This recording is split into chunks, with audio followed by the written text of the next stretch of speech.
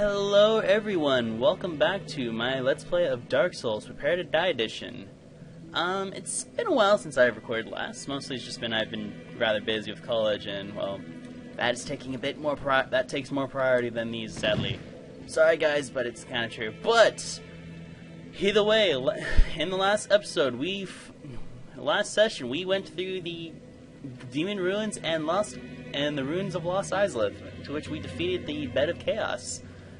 And in this episode, we are going to be, well, actually, yeah, well, we're just going to be heading our way to the Undead Parish because there's a place we need to go. And to be very honest, I'm still surprised to see that all three of these guys are still here. Usually these people are gone by now, like, long since gone. Why are they still here? Either way, that's not my case. Let's see. It is, just so I can let you guys know, because I kind of occasionally tell the dates in which I record. This is currently on September the 9th. This is about midnight. So I have a midnight recording. Kind of relaxed. No one's up and around. So it's just you and us guys. Either way, I guess ordinarily I tend to set the recording to where I'm going and just kind of record from this, but I figured just give this bit of update while I'm traveling, so that's the case. Yeah. And I guess while I'm here, like while I'm making my way, doing my rounds, I don't know why I kill these two guys, it's kind of a habit I do. But while we're on the way, I guess I should mention that if I haven't already, I've probably finished upgrading most of this stuff. I do know where I'm gonna go for the rest of this run. I have a set path in mind, and pretty much tie up all the loose ends of what we've been setting out to do this entire place, as well as kind of showing you the fate of the people we've been chatting with this whole run, basically. So it's gonna go to a nice close. Everything's gonna have there's gonna be nice loose ends, basically. But for now, I'm gonna start on a personal slumber note for myself, because I really am not gonna I don't like where we're going now. Not because it's like where I'm like with Lost Isleth, in which I don't like the place just in general because of the Bed of Chaos and lava being everywhere. It's kind of a different note. I don't want to be here because it's going to be really depressing for myself, and I'm probably going to be somber through the rest of the session. It's going to be sad. But just life in Lordran. What can you do? But yeah, I guess while I'm still making my way over here, because just to let you guys know, this is going to be just a route. We're just going to be running all the way to where the Hydra is, basically. But I wanted to talk about my recording schedules, basically, and what I've been, like, mainly my recording of Final Fantasy V. Like, I'm sure probably anyone who follows me or just been kind of watching my stuff in general, you probably have noticed at this point in time, 5 has, like, kind of stopped around, like, at 30. I guess I should say, because I think at first when I started doing Dark Souls, this was to be like the side Let's Play, and I wanted to kind of do both of them one at a time. Basically, I wanted to kind of do them, what I ended up deciding on doing was, I want to get Dark Souls done, because there's not a whole lot to the game of this run left for us to do. So I figured I'll just get this done now, and I can go back to Final Fantasy V. And I guess my second reasoning to not doing 5 as I normally do is, well, I guess I just kind of have, I just don't have the interest, I just haven't had the drive to do a recording of 5 like what I did with 6, in which I had no idea what I was doing then, and like I had so much fun. Just 5 is kind of having a bit more trouble, sadly, trying to get my interest into it, which is kind of sad because it is a good game. But yeah, I'm sure when this run is done, I'll be returning to 5 shortly, or maybe I'll just return shortly. So, by the way, this is like the longest ladder ever. Like, seriously, you could probably be screaming snakey here eventually. Like, literally, Like, this is literally a ladder that you could probably see in Metal Gear Solid at this point. Like, very slow, methodical climbing, and then just music starts playing. People know what I'm referring to with games, but if you guys play a little Metal Gear Solid game, specifically. Oh well. Either way, we're just gonna climb this ladder. I am sort of taking the long way, but this is the less costly way, although I'm beginning to contemplate why I say that with a grain of salt, because I'm going to run past these guys. These are very, very angry cats. Like, ridiculously so, but thankfully, if you make it to the tree lines, or if you just hang out where the trees are, you can pretty much prevent them from attacking you, and you can just sort of get a few cheap shots and kill all three of them if you want. I would recommend doing that if you guys want, if you're kind of in need of the extra souls. But I think where I am now, I'm pretty much set. I really don't need that many levels now. I think if anything, if I'm really desperate for souls, I'll probably just do it enough so I can get just flat 20 vitality. But other than that, I don't think I really need any more stats to be put in, because this build's pretty much done. But enough of my chat. Let's open this door to this grave. This is the grave of Artorias, the Abyss Walker. Although technically the grave where we fought him was in Ulusil, and that was what Syrian gave. But this is a slight different grave. This is a grave that was erected for him in honor of his service to defeating the Abyss. The service we did ourselves. And pretty much, as you see, there are weapons embedded everywhere. The way I've learned to interpret this is actually the graves of the protectors of the forest who have fallen in the line of duty and have been erected in this grave to prevent intruders and trespassers like ourselves. But without further ado, let us approach this grave.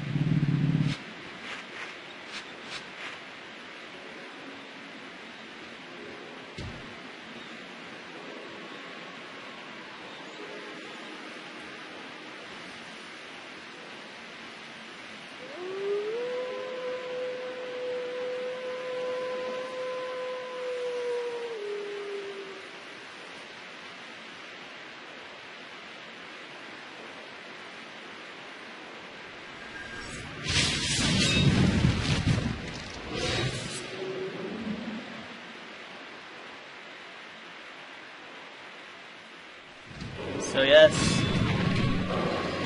after all our triumphs, we face off after our cooperative strike to destroy Manus. We fight off against Great Wolf Sif himself, now much older, protecting the grave of his fallen comrade and best friend, Artorias. He guards the ring, his ring, a ring that we are in need, but even though he remembers us, he's not going to give us the ring willingly. For he wants to protect us, he wants to save us of the fate of his friend. And this is, to me, possibly one of the saddest fights in the game. To me, at least, because I personally have wolves are possibly one of my favorite creatures, and I used to know, when I was little, I had a half wolf as a pet, and this always has been a very hard fight for myself, because especially here, the last of his health, he ends up limping at you, still using his very last breath to take you out, to try to save you for his duty as needed. Sorry, Sif. With that, we've defeated the Great Wolf Sif. and we have acquired the Covenant of Artorias, which is the item we need. This ring symbolizes Knight Artorias' covenant with the beasts of the Abyss.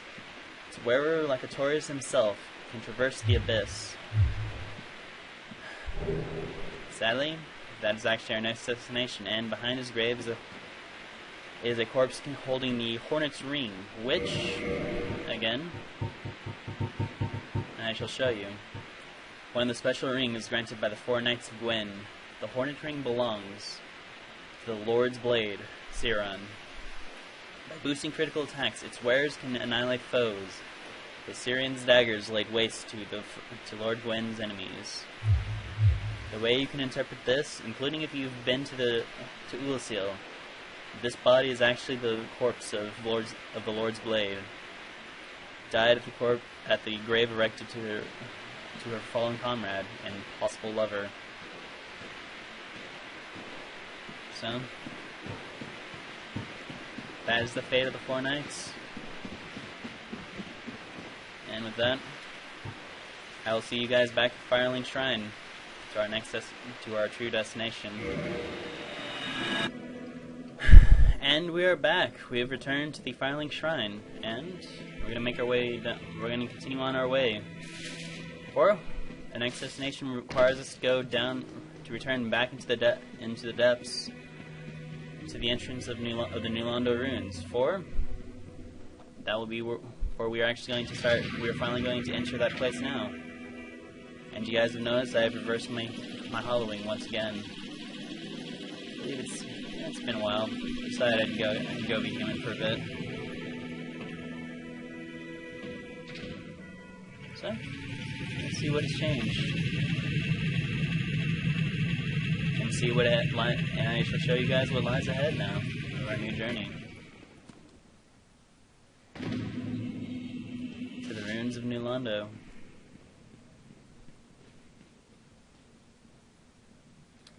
And over there, regrettably guarding the way, is the Crestfallen warrior, now gone hollow.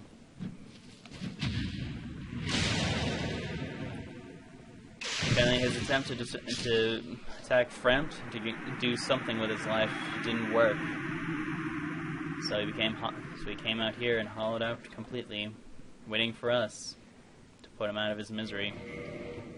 Which is perhaps what he wanted all along, to actually die. And I'm putting these transient curses for a reason, well, we're going to be needing them. Just so you guys can know. Let's see, where are they? The transient curse is a limb of a victim of a curse. A temporary curse allows engagement with ghosts. The only way to fight back against ghosts, who are cursed beings, is to become cursed oneself. The safest method, however dreadful, is to cut off the arm of the dead. So, by using the arm of a cursed person, we are going to temporarily allow ourselves to be cursed and fight ghosts. For that is the main enemy of the New Londo. Of the first half of the New Londo Ruins are ghosts. These are the lost souls of the town of New Londo, who fell to DarkWraiths and ultimately were killed in a flood. Their souls, unsatisfied, were left to linger for the rest of the world, to these ruins for the rest of their days. There's 2 variants of these ghosts. They're the ones we are meeting right now, who are just the normal kind, and there's another variant in which you only meet 2 of them in this part. All of them have a chance of dropping extra transient curses for yourself, as well as the weapons, the Ghost Blade, the Jagged Ghost Blade, and the Ghost Blade. The Ghost Blade itself is harder to actually acquire, due to the fact that it comes off of the ghost that only spawns about twice. And generally, whenever you enter, the one main gimmick that is true within New Londo is there's going to be a lot of areas in which you're going to be ambushed by ghosts all over the place. So you have to sort of act accordingly. However, let's just go. Hey, go away. But I'm gonna just try to get what I can to show you what else there. There's a ghost behind this wall, which is guarding the parrying dagger. Which, I guess it's not a... Let's play if I haven't shown what it does at this point. This dagger is useful after parrying and is normally equipped in the left hand, a favorite of the Knights of Karim, who are famous for fighting without a shield. So, basically it's a dagger whose really only sole use is to help you parry, basically. Which is an interesting one. And over here, this is the other variant of the ghost, the Wailing Ghost. Banshees, you might say. Well, pretty much, once they're holding an infant child in their arms, possibly mothers, and they attack you with lightning, which isn't the most pleasant of experiences. However, over here, there's a ladder that you can kick down, and this is sort of a slight shortcut you can take if you've perished and fallen. So you can get yourself over here and pretty much avoid a good chunk of. Off me, please. Thank you. All right. There are two ghosts they're below you who will attempt to attack you if you pass under. Nothing worse, nothing too terrible that you can't avoid. And just to let you know now, it's going to be rather awful what's about to happen here, because it is a giant trap room full of ghosts. Okay, you are all done right now.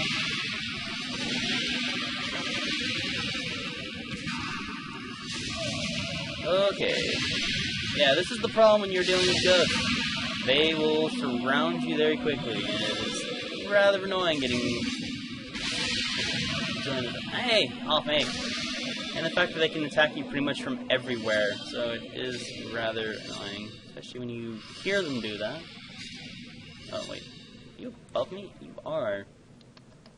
You mind coming down? I'd use magic, but, you know...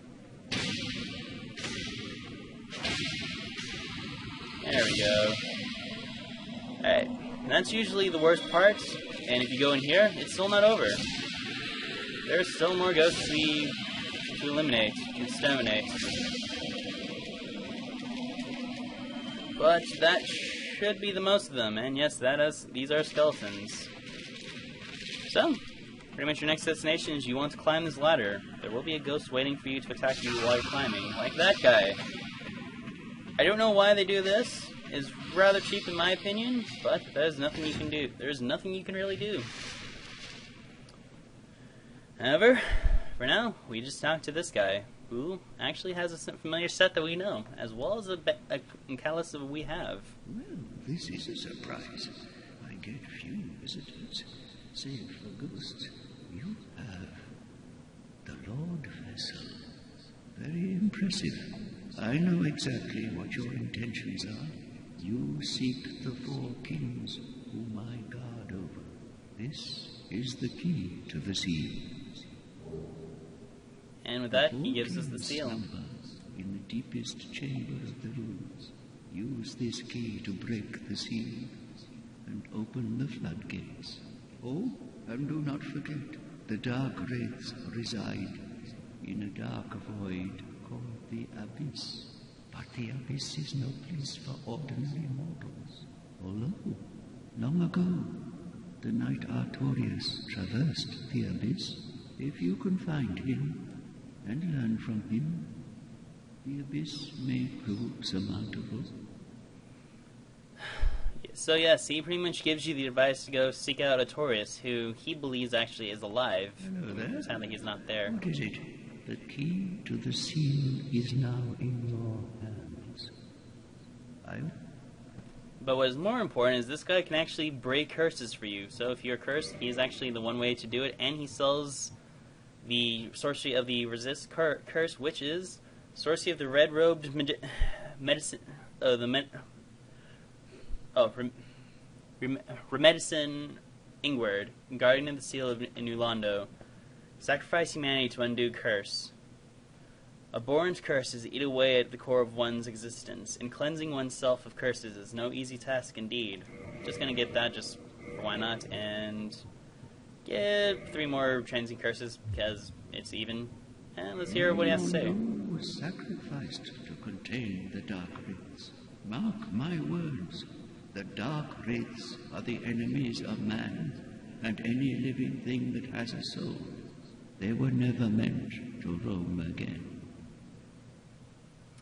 So yes, he gives us a bit of history about the Darkwraiths and how pretty much the Darkwraiths are apparently the enemy of men and anything that contains a soul. And so Ingward, this guy over here, as well as the other two sealers, who we've both have encountered, one being dead, the other one was with Lautrec, flooded the entire city in order to keep not only the Darkwraiths, but the Four Kings themselves from apparently being unleashed into the world.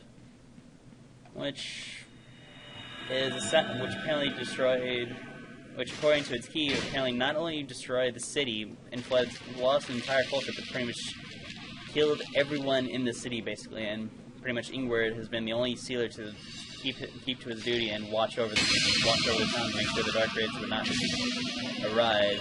And so many ghosts everywhere. And pretty much where I'm going, it's just hugging around over here and changing Soul of the Proud Knight. Hello there. Hello, Mr. Ghost. Yeah, you're free to come down.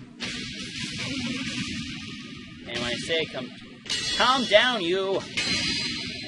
Thank you. See, demanding works so much. Let's see. I'm trying to remember where stuff is. I know. Wait, no, not there. Oh, okay, it's over here. Pretty much over here, I believe, is somewhat of a good ring. Or no, never mind. Basically, somewhere in that ghost house, there's a ring that allows you to increase your resistance to curse, which honestly would have been an extremely useful thing for me to have while I was fighting Sif. And it's actually useful, very useful indeed to have. I'll try looking for it later on, or at least I'll try looking for it after we do this. So, with that said, I think I'm going to end this off. So, next time on Dark Souls Prepare to Die Edition, we shall venture into the unflooded ruins of New Londo to combat the Four Kings and to fight off the Darkwraiths and find the Four Kings. I've been Genesis 013. Good day.